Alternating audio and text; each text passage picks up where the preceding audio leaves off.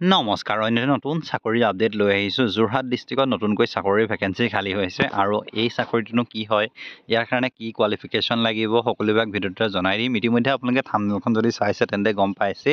qualification কিমান লাগিব আৰু এটা বলক তেন্তে পোষ্ট ডিটেইলছটো কেনেকৈ আবেদন কৰিব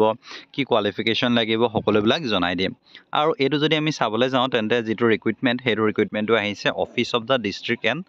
ছেছনছ জাজ যোৰহাট জিলাও সত্ৰ ন্যায়াধীশৰ কাৰ্যালয় যোৰহাটত নতুনকৈ ভেকেন্সি খালী হৈছে য'ত যদি চাওঁ তেন্তে পিয়নৰ কাৰণে ভেকেন্সি খালী হৈছে court and office of civil জাজ জেডি তিতাবৰ আৰু ইয়াৰ কাৰণে দুটা পোষ্ট আছে আনৰিজাৰ্ভ কেটেগৰী হয় সকলোৱে আবেদন কৰিব পাৰিব পে বেন 1ত পে ষ্ট্ৰাকচাৰটো যদি চাওঁ তেন্তে পে স্কেলটো 12,000 পৰা 52,000 টকা আৰু গ্ৰেড পে 3,900 টকা আৰু ইয়াৰ কাৰণে আবেদন কৰিব লাগিব অনলাইন যোগে ষ্টেণ্ডাৰ্ড ফৰ্মৰ যোগেদি আবেদন কৰিব লাগিব ইয়াত যদি আমি চাওঁ তেন্তে কোৱালিফিকেশ্যন কি লাগিব কিন্তু তাৰ পূৰ্বে কেণ্ডিডেটজনৰ এখন valid employment exchange registration number থাকিব লাগিব for the state of Assam আৰু candidate serving in gov department should submit their application through proper channel আৰু যদি অলৰেডি কোনোবাই গভ ডিপাৰ্টমেণ্টত গেট ফ্ৰড কৰি আছে যদি তেওঁ তিতাবৰত আবেদন কৰিম বুলি ভাবিছে তেওঁলোকে তেন্তে প্ৰপাৰ চেনেলৰ যোগেদি আবেদন কৰিব পাৰিব আৰু ইয়াৰ কাৰণে যদি চাওঁ তেন্তে candidate must have pass class 8 or read up to class 12 candidate who have pass HS or above shall not be eligible to apply for the said post যদি আপুনি 8 পাছ কৰিছে বা 10 পাছ কৰিছে তেন্তে আবেদন কৰিব পাৰিব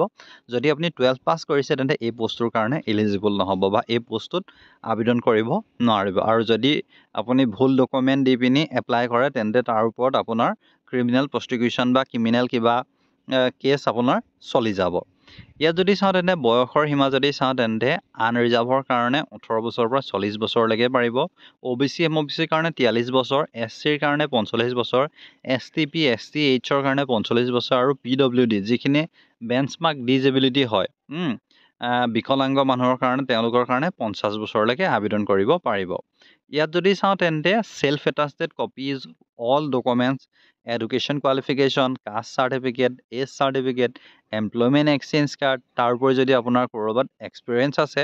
এক্সপিৰিয়েঞ্চ চাৰ্টিফিকেট আৰু along with 3 copy passport size photograph আপোনালোকে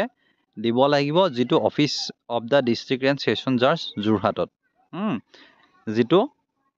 এড্ৰেছ যিটো আছে তাতে আপোনালোকে পঠাব লাগিব আৰু ইয়াৰ উপৰি আপোনালোকে আপোনাৰ যিটো কণ্টেক্ট নাম্বাৰ মোবাইল নাম্বাৰ এটা কিন্তু আপোনালোকে তাত মেনশ্যন কৰি দিব লাগিব ইয়াৰ নেক্সট যদি চাওঁ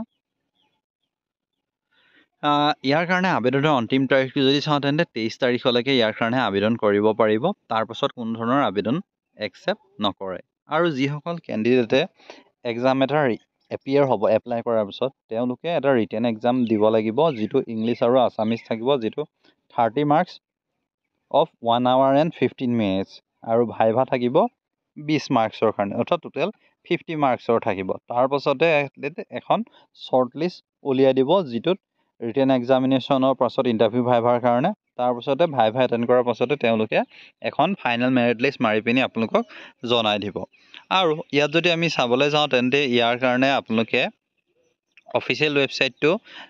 jorhat.dcdcourts.gov.in আপোনালোকে পাই যাব আৰু ইয়াত যদি চাওঁ তেন্তে ইতিমধ্যে এইটো আহিছে আৰু আপোনালোকে কেনেকৈ আবেদন কৰিব সেইটো অলৰেডি মই আপোনালোকক দেখাই দিছোঁ